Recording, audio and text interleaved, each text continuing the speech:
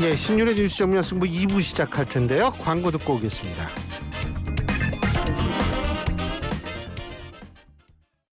대한민국 국가대표 여러분, 수고하셨습니다.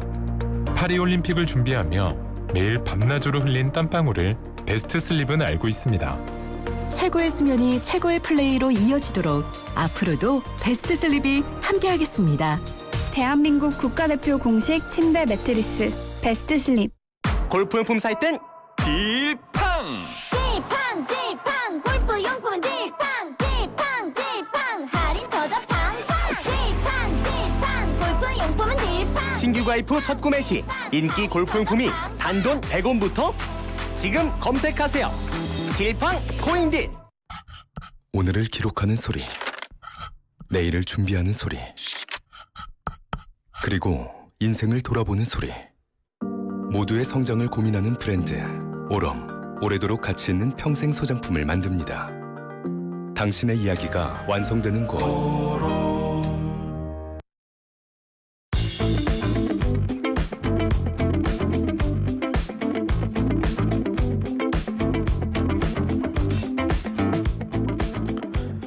예, 매주 월요일 2부 저희가 지금 일어나고 있는 정치권의 여러 가지 문제들의 가장 날카로운 시각으로 분석해보는 시간이죠. 대한민국 최고의 정치 컨설턴트 유승찬 대표와 함께하는 시간입니다. 오늘도 유승찬 정치 컨설턴트 스튜디오에 나와 계십니다. 어서 오십시오. 네, 안녕하세요. 안녕하십니까. 어제 민주당 전당대회 쫙 끝났어요. 예. 자, 어떤 느낌을 받으셨습니까? 뭐 별 관심 없이 봤습니다, 저는. 아니, 이게 좀 제가 이렇게 힘을 줘서 딱 그러면 좀 박자를 맞춰 네, 뭐 주셔야지. 대부분 그랬을 텐데 뭐 어대명, 확대명 지나서 이제 구대명이라고 그랬잖아요. 그래서 사람들은 이제 관심거리가 없으니까 90%를 넘을 거냐 말 거냐 이제 이런 거에 관심이 있었고, 그다음에 뭐 최고위원회에서 이제 정봉주 전 의원이 이제 될 거냐 말 거냐 뭐 이것이 이제 관전 포인트였던 것 같아요. 그러니까 당대표 선거는 90%를 넘느냐 마느냐. 그러니까 자, 죄송한데 말씀 도중에 그래서 대표님께서는 정봉주 전 의원이 될 거라고 보셨습니까? 아니라고 보셨습니까? 저는 막판에 그 마지막 메시지를 보고서는 안 될 것 같더라고요. 저는 될 거라고 생각을 했는데 깜짝 놀랐어요. 근데 왜냐하면 마지막에 이제 그 확인 사살을 했잖아요.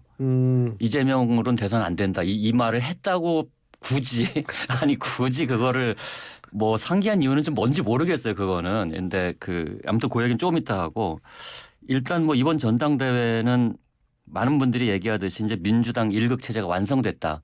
전 뭐 이렇게 보고요. 이제 이재명 대표는 이제 커다란 시험대에 올랐습니다. 이게 이제 김대중 총재 시절 이후에 최초의 이제 당대표 연임이잖아요. 민주당 입장에서 보면 이게 양날의 검이라고 봅니다. 저는. 하나는 이제 어쨌든 리더십을 추인받았다. 당에서. 그건 뭐 대단한 거죠. 어쨌든 그게 쉬운 일은 아니지 않습니까? 아유, 당연하죠. 네. 그리고 지난번 이제 당대표 선거보다 약 한 8%포인트 정도 더 많이 득표하면서 좀 더 결집시켰다. 뭐 이런 것들은 뭐 긍정적인 면이라고 볼 수 있지만, 이제는 이재명 대표의 그 목표가, 정치적 목표가 당대표면 모르겠지만 근데 정치적 목표가 대선이지 않습니까? 대선까지 너무 많은 시간이 남아 있고 당대표가 됐다는 얘기는 이제 야당 대표이지만 성과를 증명하지 않으면 대선 때 표를 달라고 하기가 되게 어렵게 됐습니다. 더군다나 거대 야당이고 거대 야당의 당대표를 이제 이 당대표 출마하실 때 뭐라고 그랬냐면, 많은 분들이 와서 대선을 위해서는 이번에 쉬어가는 게 좋겠다고 얘기를 했지만 윤 정부의 폭정 때문에 나서지 않을 수 없다 이랬잖아요. 얘기는 이제 피차 이제 그렇게 하는 거예요. 우리나라 이제 이 약간 적대적 공생관계를 공고히 하면서 이제 이게 모든 정치적 이유가 상대방 때문에 뭐 이렇게 이제 하는 경우가 많은데, 여기다가 이제 사법 리스크도 이제 아직 진행형이잖아요. 네, 그래서 이것. 그래서 지금은 어쨌든 민주당이 1극 체제를 만들었지만 1극 체제는 이재명 대표의 리더십을 추인한 것이기도 하지만 성과를 증명하지 못하면 나락으로 빠질 수 있는 양날의 검이다. 저는 이렇게 봅니다. 근데 이제 사실 아마 이재명 대표는 이렇게 생각했을 수도 있어요. 이제 우리가 지금 2년 반 조금 더 남았죠. 대선까지. 많이 남았죠. 예, 많이 남은 건데 요게 그러니까 대통령이니까 2년 반 조금 더 남았으면 그 한 3개월 전에 대선을 치르니까 한 2년 반 남았다고 볼 수가 있는데 2년 반 중에서 뭐 한 1년이면 대선 모드에 들어가니까 이제 한 1년 반 정도 이렇게 지나가면 뭐 그게 쉽지가 않아요. 쉽지가 않아요. 생각을 네. 해보세요. 제가 전략가라면 민주당 대표를 이번에 다른 분이 맡아서 당이 막 시끄럽고 소란스러워지고 지지분해질 때 짜잔 대선 딱 나타나가지고. 1년 앞두고서 구세주처럼 나타나서 착착착착 가야 이게 예. 이해하기도 재밌고 역시 이재명밖에 없어. 뭐 음. 이런 생각을 만드는 게 사실 전략적으로는 옳지 않겠습니까? 그렇죠. 그러니까 지금부터는 사실은 당대표 선거도 사실은 큰 관심을 못 끌었는데 사실 정봉주 전 의원한테 상 줘야 됩니다. 민주당은. 그게 그래도 제일 큰 관심이었죠. 그분이 없었으면 전당대회를 했는지 안 그렇죠. 했는지도 많은 국민이 모르고 지나갔을 거란 말이에요. 그래서 이제 그런 점에서 지금 앞으로 지금 이번에 최고위원 전체를 보니까 그리고 당직 인선하지 않았습니까? 이제 이 원내대표 뭐 정책위 의장 뭐 진성준 의원 유임했더라고요. 뭐 한간의 예상과 다르게 어쨌든 다 친명이에요. 그럼 그렇죠. 친명 지도부, 친명 최고위원, 이재명 대표 이러면 앞으로 최고위원회가 재미가 있겠어요? 그냥 윤 대통령 공격하는 거 말고는 할 이야기가 나오기가 되게 어려운 상황이기 때문에 이 문제를 어떻게 풀어갈 거냐 하는 문제. 그러니까 이제 우리가 영화도 이게 장르 영화가 있고 실험 영화가 있는데 그리고 뭐 어쨌든 반전도 좀 있고 이래야지 네. 좀 이거 어떻게 되지 이런 생각이 들죠. 아주 우리가 뻔하게 결말이 예상되는 어떤 드라마를 볼 때도 그럼 그 안에서 엄청난 이 에피소드들이 만들어져야 되잖아요. 갈등 뭐 이런 거 있잖아요. 예. 근데 이제 그게 밀고 땡기고 막 그게 이런 거. 쉽지 않다. 예. 다만 이번에 이제 김경수 전 지사가 복권이 됐잖아요. 예. 뭐 복권에 대해서는 뭐 잘했다 못했다 뭐 말이 많지만 정치적으로 보면 이재명 대표 입장에서는 이재명 대표가 조금만 흔들려도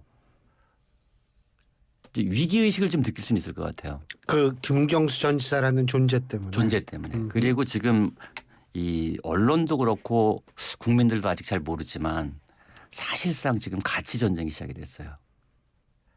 가치요? 가치 전쟁. 민주당 내에서 이거 되게 아주 내밀하게 진행이 되고 있는데 이재명 대표가 지금 우클릭하고 있잖아요. 예. 이게 3세가 있거든. 3세. 그 뭐예요? 종부세, 3세, 종부세, 투세, 상속세. 상속세. 이 세 개에서 지금 우클릭을 하고 있단 말이에요. 근데 이게 이 세 가지가 다 문재인 정부 때 한 일이에요. 문재인 정부 때 어쨌든 그러니까 문재인 정부가 강화시키든 유지시키든 만들든 했다 이거죠. 그게 이제 민주당을 상징하는 가치였어요. 그러니까 이 진성준 정책위원장 같은 경우 금투세 폐지 강하게 반대하고 있잖아요. 오늘 뭐 약간 유연한 태도를 보이긴 했지만 이거를 다 만약에 우클릭을 하잖아요. 이재명 대표가 이 정치적 목적을 위해서.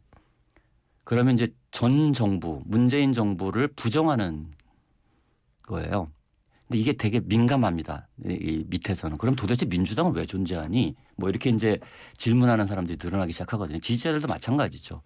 그러니까 지금 민주당 전체가 이제 우클릭하는 문제가 당내 갈등을 촉발할 수 있는데 이것을 이 중심이 있어야 되잖아요. 이것이 세력화되려면. 어쨌든 김경수 전 지사가 밖에 있다 지금. 12월에 귀국할 예정이라는데 뭐 12월에 귀국하고 나면 어떤 방식으로든 정치적 행보를 하지 않겠습니까? 제가 대표님께 한 가지 여쭤볼게요. 어제 그 전당대회 때 문재인 전 대통령이 뭐 그 동영상 축사가 뭐 나왔을 때 막 굉장히 시끄러웠던 모양이더라고요. 뭐 일부가 되게 야유를 하고 예, 이게 글쎄요. 되게 이례적인 풍경이에요. 되게 이례적인 풍경이고. 그것도 지금 말씀하신 것과 좀 연관성이 있는 거 아니에요? 그리고요 이번에 이제 그 지역 투표에서는 약 30%였고 온라인 투표 합쳐가지고 한 40% 정도의 투표율이 나왔잖아요. 40% 투표에 90% 얻는다고 해도 36%인데 아니 이거는 이제 되게 의미 있는 숫자라고 봐요 저는. 이게 이제 그래서 40% 90% 36 맞죠? 지금은 강력하지만 지금은 강력한 이제 이재명 대표 체제로 구축이 됐지만 저는 이게 우리 그 나심 탈레브의 안티 프레질이라는 책이 있는데 이게 너무 강하면 부러지기 쉽다는 게 그 책의 핵심 요지예요. 그게 이제 블랙스완 사태에 대한 이제 분석을 한 책인데 이게 뭔가 이렇게 왔다 갔다 하면서 가야 튼튼해지거든요. 유연해야 튼튼한데 지금은 너무 일극체제라는 것은 굉장히 취약하다. 이것과 동의어가 될 수가 있습니다. 한번 무너지면 걷잡을 수 없을 수도 있다. 그런 점에서 저는 가령 뭐 당내 다양성, 우리 뭐 이재명 대표도 다양성 얘기 많이 하시는데 근데 실제로는 이제 다양성과는 좀 반대되는 방향으로 가고 있잖아요. 예. 그래서 저는 사실은 김경수 전 지사의 그 복권이 장기적으로 보면 이재명 대표에게 유리할 수도 있다. 어떤 이야기를 만들어낼 수 있다. 뭐 물론 반대의 구심점이 될 수도 있다. 이게 두 가지 측면을 다 갖고 있다고 봅니다. 제가 궁금한 게 뭐 구심점이 되려면 좀 사람이 있어야 되는데 그럼요. 예. 민주당 내에 사람이 있어요 지금 비명계가? 그러니까 김경수 지사가 이제 복권돼서 돌아오면 구심점이 될 수도 있다는 거죠. 그러니까 아니 제 얘기는 뭐냐면 공천도 대부분 비명은 다 못 받고 예. 예? 뭐 지금 뭐 있는 비명이래야 뭐 몇 명 안 되는데 그 몇 명 안 된 사람 가지고 구심점 해가지고 무슨 큰 반향을 일으킬 수 있을까요? 근데요 이게 이제 참 묘한 게 있어요. 그러니까 약간 이제 트리거들이 이제 만들어지기 시작하는데 예. 저는 이 전체적인 우편향 이것이 과연 민주당의 정체성에 맞는 것이냐 하는 문제 저는 이거 되게 심각하게 봅니다. 민주당을 지지하는 사람들 입장에서 보면 그럼 당신들은 국민의힘과 뭐가 달라? 라고 얘기할 수 있잖아요. 물론 뭐 최상병 특검 얘기할 수 있지만 근데 이재명 대표가 처음부터까지 하는 게 먹사니즘이잖아. 그러니까 나의 경제적 이득과 상관돼 있는 문제가 어떻게 되냐. 경제 문제가 국민의힘과 차별화가 전혀 안 될 경우에 그럼 전통적으로 민주당이 갖고 왔었던 정체성 자체가 굉장히 흐릿해질 때 그 정체성을 추구하면서 있어 왔던 한 세력이나 그 지지자들이 흔들릴 수 있죠. 저는 충분히 그럴 수 있다고 봅니다. 그럴 때 나타날 수 있죠. 예. 그럴 때 나타날 수 있다. 알겠습니다. 근데 그 여러 트리거가 있다고. 그 좀 트리거 중에 뭐 좀 가장 대표적인 트리거 역할을 할 수 있는 게 뭘까요? 저는 일단 뭐 사법 리스크가 사법 리스크 가장 강력하고요. 그러면은 김두관 전 의원께서 지난 금요일 저희 방송에서 나와서 네. 그게 뭐 엄청나게 받았더라고요. 그 기사는. 아 그렇죠. 네. 엄청나게 받았는데 제가 세보진 않았는데 한 3, 40군데에서 받았더라고요. 근데 이 김두관 전 의원이 말씀하신 대로 모두 쉬쉬하고 있지만 내심은 굉장히 걱정하고 있다. 이거거든요. 이 걱정들을 진짜 하고 있다라고 대표님께서는 생각하세요? 그럼요. 지금 선거법하고 위증교사 문제는 당내에서도 걱정하는 분들이 꽤 많죠. 허위사실 공표죠. 선거법 위반은. 하지만 사실 이 사법리스크가 너무 지루하게 오래돼 왔기 때문에 예. 약간 뭐라 그러죠? 익숙해지는 거죠. 둔감해지고 예. 뭐 이런 것도 있습니다. 그러니까 이랬지만 사실상 이게 사법 리스크라는 건 정치적으로 해결할 수 없는 리스크를 사법 리스크라고 그러는 거잖아요. 늘 그런 뭐 가장 강력한 트릭은 역시 그거고요. 예. 또 하나는 제가 아까 말씀드렸던 가치, 민주당의 정체성까지 흔들 거냐 말 거냐 뭐 이런 문제들이 좀 있는 거죠. 자, 그러면은 이제 우리가 9월 말 10월 달에 뭐 나온다 그러잖아요. 보통 1심이 10월쯤 나올 것 같아요. 그죠? 느낌에. 예. 1심 많이 나온다 그랬을 땐 여기서 이제 두 가지 시나리오가 있죠. 첫째, 이재명 대표 측은 지금 무죄라고 생각한대요. 예. 자, 무죄가 나오면 굉장히 입지가 단단해지는 거죠. 그렇죠. 예. 예? 그럼 단단해지겠죠. 단단해지고 그러면은 대여 관계라든지 이런 게 어떻게 단단해지는 만큼 좀 유화적으로 갈까요? 아니면 어떻게 될까요? 아니요. 저는 단단해지긴 하지만 그것이 전국에 결정적인 영향은 없다고 봐요. 이거는 리스크만 영향이 있어요. 네, 다 반영이 돼 있습니다. 다 반영이 돼 이미 있고, 반영이 네, 돼 반영이 있다. 돼 있고 물론 이제 이재명 대표 입장에서는 훨씬 더 안정적으로 음흠. 뭔가를 끌고 갈 수는 있겠지만 네. 그것 때문에 뭐 정치적 지형이 바뀌거나 이러진 않을 것 같고 제가 볼 때는 이제 이재명 대표 같은 경우는 앞으로 이제 그 말을 하자면 이제 강윤 밀한 그러니까 윤석열 이한테는 대통령한테 강하게 나가고 투쟁하고 한동훈 대표한테 밀당할 거다 나 이렇게 봅니다. 이거는 왜요? 아니 민생이라는 게 뭐 손바닥이 맞아야 민생을 할 거 아니에요. 그러면 한동훈 대표 입장에서도 여당 대표로서 성과를 내려면 민주당의 호응 없이는 여당 대표로서 단독으로 국회에서 성과를 낼 수가 없잖아요. 지금 소수당이니까. 그러니까 이재명 대표 입장에서도 뭔가 자기가 야당 대표로서 이제는 다수당의 대표로서 민생에 관한 한 뭔가 성과를 내려면 한동훈 대표랑 얘기가 돼야 될 거잖아요. 그래서 저는 여기 밀당을 하게 될 거다. 그것의 분기점이 최상병 특검이 될 텐데 이게 굉장히 민감한 이슈이긴 합니다. 근데요. 그 지금 이재명 대표, 한동훈 대표, 이재명 대표가 25일날 만난다는 네, 거 아니에요? 만나죠. 네. 그러면 거기에서 무슨 성과가 있을 거라고 보시는데요? 당장은 없을 거예요. 당장은 이제 상대방 서로의 입장을 확인할 텐데 만약에 한동훈 대표 입장에서는 아까 제가 했던 3세 있잖아요. 아, 3세. 종부세. 3세가 이게. 아니 종부세, 금투세, 상속세 문제에 대해서는 이건 국민의힘의 당론이기 때문에 이거는 환영할 만한 일이잖아요. 그렇죠. 근데 이재명 대표는 최상병 특검을 아마 또 전제로 걸 겁니다. 그럼 여기서 이제 밀당이 그래서 제가 여기는 밀당 구조가 되는데 기본적으로 강경 일변도로 가지는 않을 것 같아요. 근데 이제 문제는 예. 이번 최고위원 선거 과정을 보면 딱 하나가 있지 않습니까? 특징이 예. 정말 입에 담기 어려운 강도 높은 발언을 한 사람들은 득표를 많이 했어요. 예. 사실 전현희 후보가 거의 뭐 될지 말지로 오가다가 2등을 했잖아요. 그 살인자 발언 때문에. 예. 그러니 이걸 경험한 이 효능감을 경험한 당내 최고위원들은 앞으로도 계속 강경투쟁 일변도로 갈 가능성이 높습니다. 그래서 이재명 대표는 밀당을 하는데 여기는 한동훈 특검법 밀어붙이고 막 이러면 이게 엇박자가 될 가능성이 좀 있습니다. 네. 근데 저는 이재명 대표 입장에서는 지금은 이 막다른 길에 온 거예요. 당대표로서 성과를 못 내면 스토리가 없어요. 예.